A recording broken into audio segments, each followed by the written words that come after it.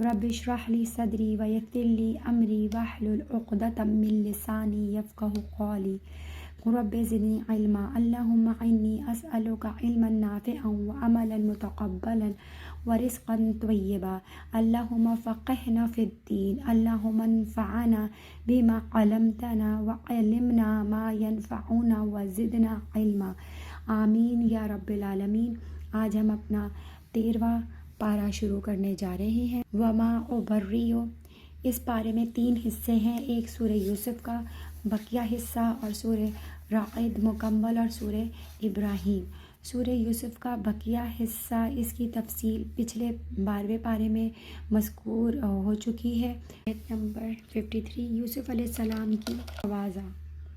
12ویں پارے سے حضرت یوسف علیہ السلام کا قصہ چلتا آ رہا ہے، یہاں بھی انہی کا ذکر ہے۔ جب عورتوں کی طرف سے حضرت یوسف علیہ السلام کی بے گناہی اور پاک دامنی ثابت ہو گئی تو اس موقع پر بھی انتہائی عاجزی کا مظاہرہ کرتے ہوئے فرمایا کہ میں اپنے نفس کو بھی بری نہیں بتاتا، بلکہ نفس ہر انسان کو گناہ کا حکم دیتا ہے، یہ صرف میرے رب کی رحمت ہے جس کی وجہ سے میں برائی سے محفوظ ہوں۔ حضرت یوسف علیہ السلام کی حکومت۔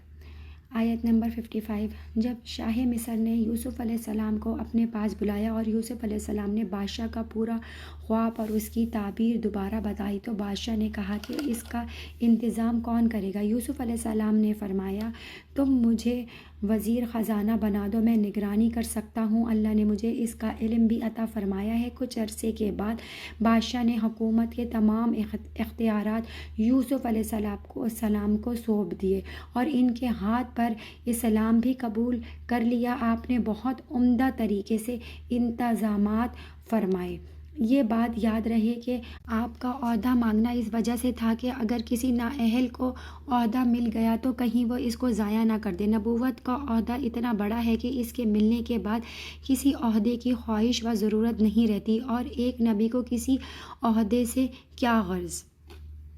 برادران کا مصر میں پہلا داخلہ۔ آیت نمبر 87 جب یوسف علیہ السلام خزانوں پر متعین ہو گئے، اس وقت یہ طے کیا گیا کہ قطع کی وجہ سے ہر آدمی کو ایک خاص مقدر میں غلہ دیا جائے گا۔ یوسف علیہ السلام کے بھائی بھی آئے اور آپ کا سب سے چھوٹا بھائی بنیامین ان کے ساتھ نہیں تھا۔ جب واپس جانے لگا تو یوسف علیہ السلام نے پوچھا تم کتنے بھائی ہو؟ انہوں نے بتایا ایک بھائی اور ہے، وہ والد کے پاس ہے۔ یوسف علیہ السلام نے فرمایا آئندہ اس کو بھی لانا، اگر نہ لائے تو تمہیں غلہ نہیں دوں گا۔ اس کی واپسی کے وقت یوسف علیہ السلام نے ان کو پیسے دیے، انہی کے سامان کو رکھوا دیا اور ان کو پتہ بھی نہ چلا۔ جب واپس جا کر انہوں نے سامان کھولا تو اس میں پیسے موجود تھے۔ انہوں نے کہا پیسے بھی واپس آ گئے، بہت نیک بادشاہ ہے۔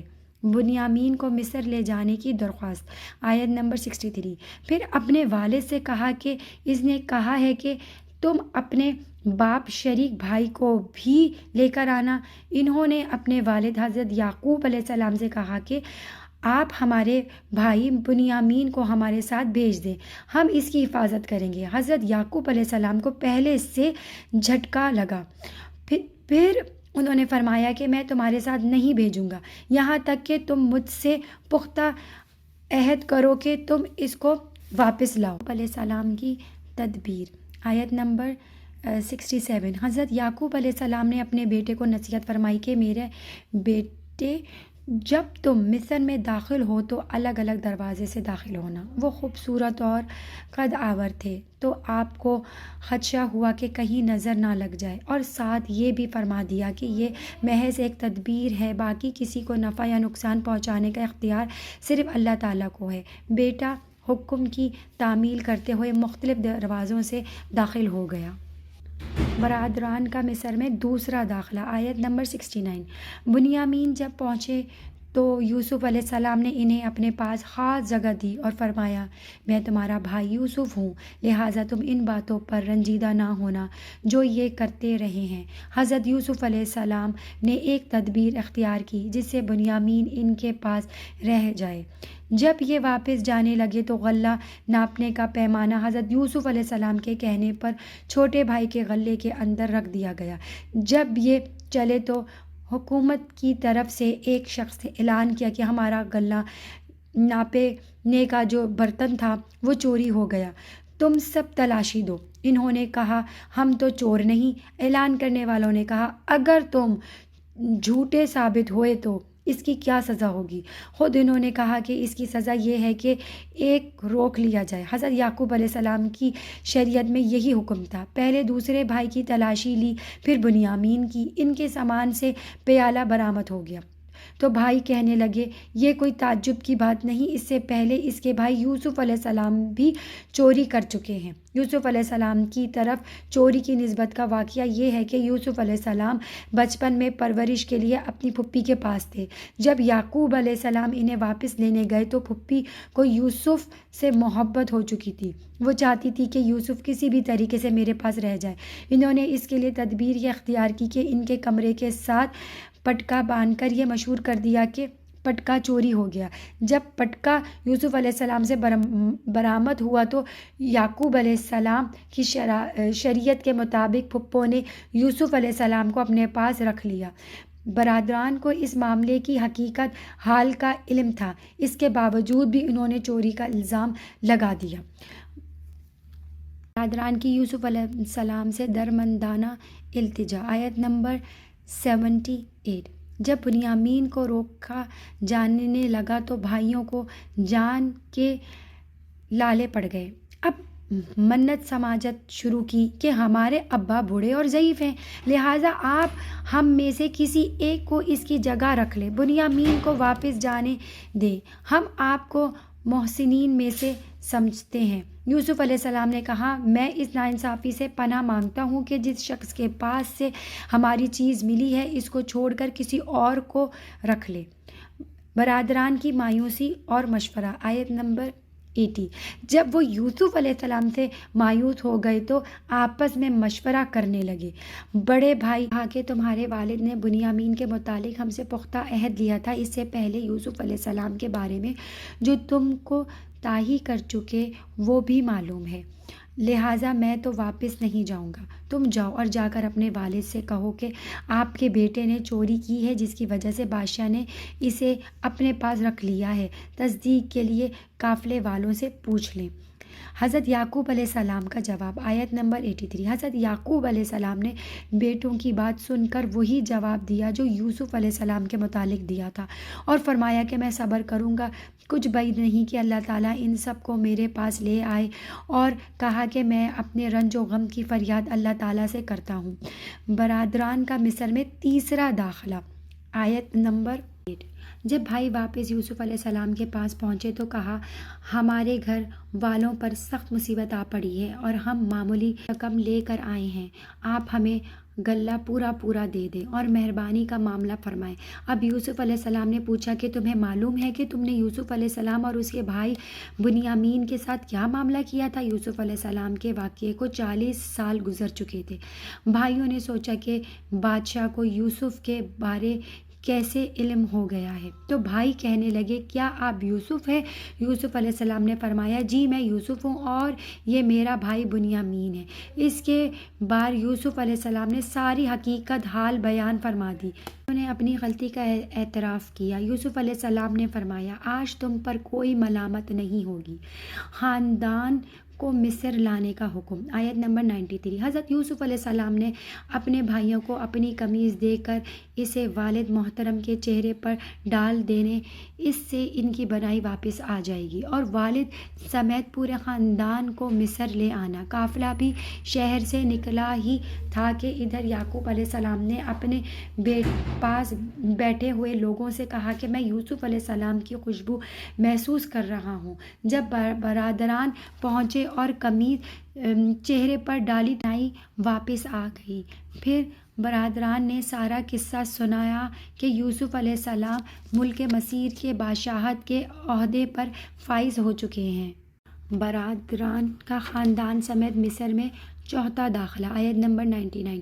حضرت یعقوب علیہ السلام کی قیادت میں پورا خاندان سے مصر کی طرف روانہ ہوا۔ جب وہاں پہنچا تو یوسف علیہ السلام ان کے استقبال کے لیے شہر مصر سے باہر تشریف لائے۔ والدین سے ملاقات ہوئی تو ان کا خاص اکرام کیا، انہیں تخت پر بٹھایا، وہ سب ان کے سامنے سجدے میں گر پڑے۔ حضرت یوسف علیہ السلام نے فرمایا، ابا جان، یہ میرے خواب کی تعبیر ہے جسے اللہ تعالیٰ نے سچ کر دکھایا۔ یہ سجدہ یا تو اللہ تعالیٰ کا شکر بجا لانے کے لیے تھا کہ یوسف علیہ السلام مل گئے ہیں، یا سجدہ تعظیمی تھا جو حضرت یوسف علیہ السلام کی شریعت میں جائز تھا۔ ختم النبیین کی نبوت پر دلیل۔ آیت نمبر 102۔ شروع صورت میں یہ بات بیان کی جا چکی ہے کہ یہود نے آزمائش کے لیے نبی کریم صلی اللہ علیہ وآلہ وسلم سے یہ سوال کیا تھا کہ اگر آپ سچے نبی ہیں تو ہمیں بتائیں کہ آل یعقوب کنعان سے مصر کیسے منتقل ہوئے۔ تو اللہ تعالیٰ نے ان کے جواب کے لیے پوری سورت نازل فرما دی، جس میں آل یعقوب کا تفصیل سے پورا واقعہ آپ صلی اللہ علیہ وآلہ وسلم کو بتایا گیا۔ یہ آپ کا معجزہ اور آپ کی نبوت پر دلیل ہے کہ آپ نے کسی سے پڑھا بھی پھر بھی وہ واقعہ ٹھیک ٹھیک بیان فرما دیا۔ قرآن کریم مصدق ہے۔ آیت نمبر 111۔ سورہ یوسف کے آخر میں اللہ تعالیٰ فرما رہے ہیں کہ یوسف علیہ السلام اور ان جیسے دیگر واقعات و قصص میں عقل مندوں کے لیے عبرت اور نصیحت ہے۔ یوسف علیہ السلام کوئی افسانہ یا گھڑی ہوئی باتیں نہیں بلکہ تصدیق ہے سابقہ کتابیں یعنی تورات اور انجیل کی، جن میں یوسف علیہ السلام کا قصہ موجود ہے۔ الرحمن الرحیم۔ سورۃ الرعد میں 5 باتیں یہ ہیں کہ قرآن کی حقانیت، توحید، قیامت، رسالت، متقین کی 8 صفات اور اشقیاء کی 3 علامتیں۔ اس سورت میں کائنات کی بہت ساری نشانیاں ذکر کی گئی ہیں۔ ان میں سے ایک نشانی بادلوں کی گرج چمک بھی ہے، اسی پر اس سورت کا نام سورۃ الرعد رکھا گیا۔ اس سورت میں اللہ تعالیٰ نے اسلام کے بنیادی عقائد یعنی توحید، رسالت اور قیامت کو بیان کیا ہے اور ان پر ہونے والے اعتراضات کے جواب بھی دیے ہیں۔ اس آیت میں قرآن کریم کے کلام حق ہونے کو بیان کیا جا رہا ہے۔ الکتاب سے مراد قرآن کریم ہے، اور دوسرا قرآن کریم سے بھی مراد ہو سکتا ہے کہ اسی طرح اس سے حدیث رسول صلی اللہ علیہ وآلہ وسلم بھی مراد ہو سکتے ہیں، جو کہ وحی غیر ہے۔ جس طرح قرآن کریم وحی الہی اور برحق ہے، اسی طرح حدیث بھی وحی الہی اور برحق ہے۔ تو جیسے قرآن کریم حجت ہے، اسی طرح حدیث بھی حجت ہے۔ قرآن کریم کے الفاظ اور معنی دونوں اللہ تعالیٰ کی طرف سے ہوتے ہیں، جبکہ حدیث کے معنی تو اللہ تعالیٰ کی طرف سے ہوتے ہیں اور الفاظ نبی کریم صلی اللہ علیہ وآلہ وسلم کی طرف سے ہوتے ہیں۔ قدرت باری تعالیٰ کی نشانیاں۔ آیت نمبر 2۔ یہاں سے اللہ تعالیٰ کی قدرت کاملہ کی بڑی بڑی نشانیاں آسمان، سورج اور چاند بیان کی جا رہی ہیں۔ اللہ تعالیٰ نے اتنے بڑے آسمان کو بغیر ستونوں کے کھڑا کیا ہوا ہے، جو کہ اللہ تعالیٰ کی قدرت پر دلیل ہے۔ سورج اور چاند اپنے میں گردش کر رہے ہیں، ان میں سے ہر ایک مقرر کردہ رفتار سے چل رہا ہے، نہ کسی میں کمی کرتا ہے نہ پیشی۔ ان ساری چیزوں کو اللہ تعالیٰ نے ہماری خدمت پر لگا رکھا ہے۔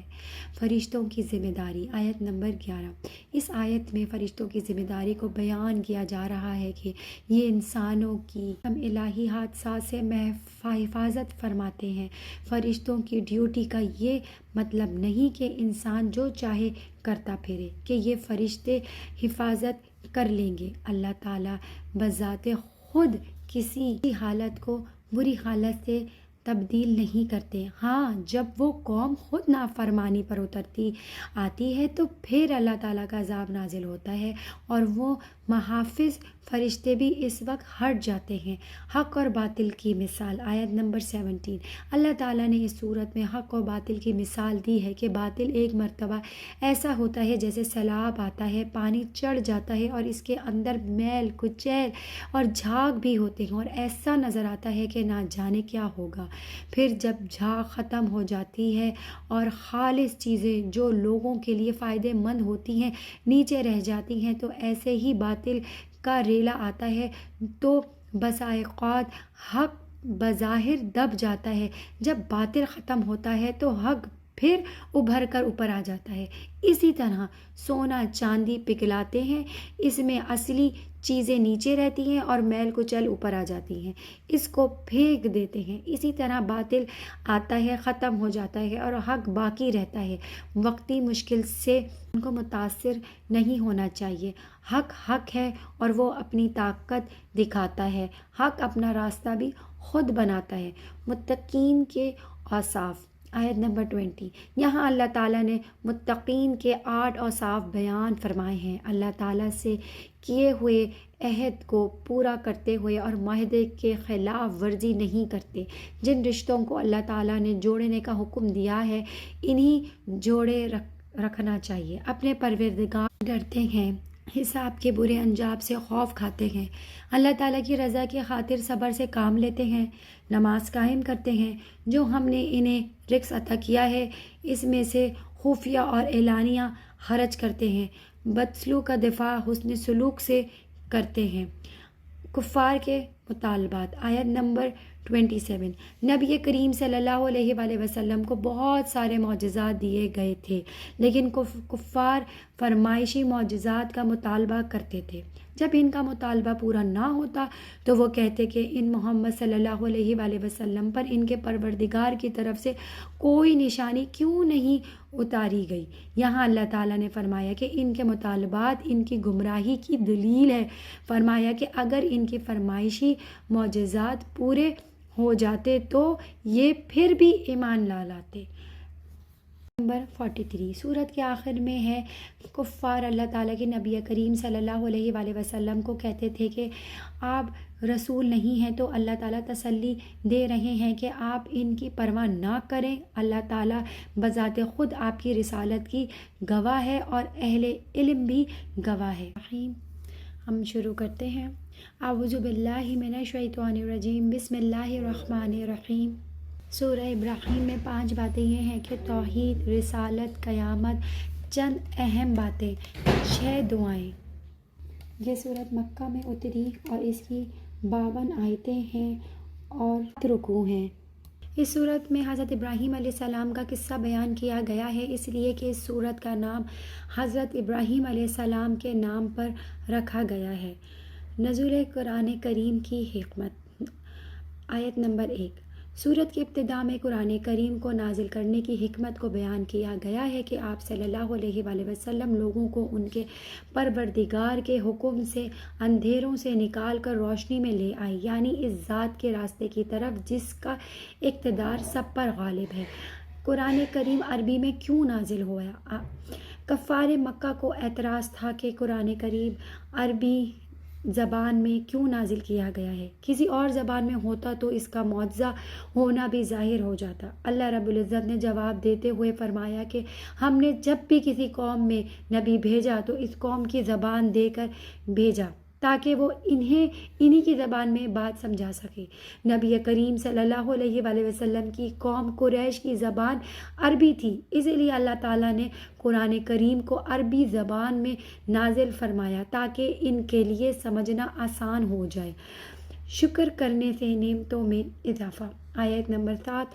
اللہ تعالیٰ کی طرف سے دی ہوئی نعمتوں میں شکر ادا کرنے سے نعمتوں میں اضافہ ہوتا ہے، یا تو مقدار میں اضافہ ہوتا ہے یا نعمتوں کی باقی رہنے میں ہوتا ہے۔ شکر کرنے کے بجائے ناشکری کی جائے تو یا دنیا میں نعمتیں چھین لی جاتی ہیں یا آخرت میں عذاب ہوگا۔ کلمہ طیبہ اور کلمہ خبیثہ کی مثال، آیت نمبر 24۔ کلمہ طیبہ سے مراد ایمان اور توحید ہے، کلمہ خبیثہ سے مراد کفر اور شرک کا کلمہ ہے۔ فرمایا کلمہ طیبہ ایک پاک درخت کی طرح ہے جس کی جڑیں مضبوط ہوں اور اس کی شاخیں آسمان کی طرف بلند ہوں اور پھل بھی خوب لاتا ہے۔ اس سے مراد کھجور کا درخت ہے اور کلمہ خبیثہ اس پودے کی طرح ہے جو زمین کے اوپر سے ہی اکھاڑ لیا جاتا ہے۔ اس کو زمین میں کوئی استحکام اور جماؤ نہیں ہوتا، یعنی اسے اکھاڑے تو فوراً اکھڑ آتا ہے۔ اس سے مراد یعنی اندرون کی بیل ہے جس کا پھل سخت کڑوا ہوتا ہے۔ ابراہیم علیہ السلام کی دعائیں، آیت نمبر 35۔ آخر میں اللہ تعالیٰ نے حضرت ابراہیم علیہ السلام کی دعا کا ذکر کیا جب آپ اپنے بیٹے حضرت اسماعیل علیہ السلام اور اپنی بیوی حضرت ہاجرہ علیہ السلام کو کعبہ میں چھوڑ کر گئے تو دعا فرمائی، اے اللہ، شہر مکہ کو امن کا گہوارہ بنانا، مجھے اور میری اولاد کو بت پرستی سے بچانے، پھلوں کا رزق عطا فرمانا۔ اللہ نے دعا قبول فرمائی اور آج کعبہ پوری دنیا میں امن کی جگہ ہے۔ جب موسم نہیں ہوتا پھر بھی سارے پھل وہاں پر الحمدللہ میسر ہوتے ہیں۔ اس سے معلوم ہوا کہ اپنی اولاد کے لیے رزق، امن اور برکت کی دعا انبیاء کرام علیہ السلام کا شیوا ہے، اور ہمیں بھی اس کا اہتمام کرنا چاہیے کہ اپنی اولاد کے لیے اور تعلق والوں کے لیے دعاؤں کا اہتمام کریں۔ آخر الدعوانا ان الحمد للہ رب العالمین۔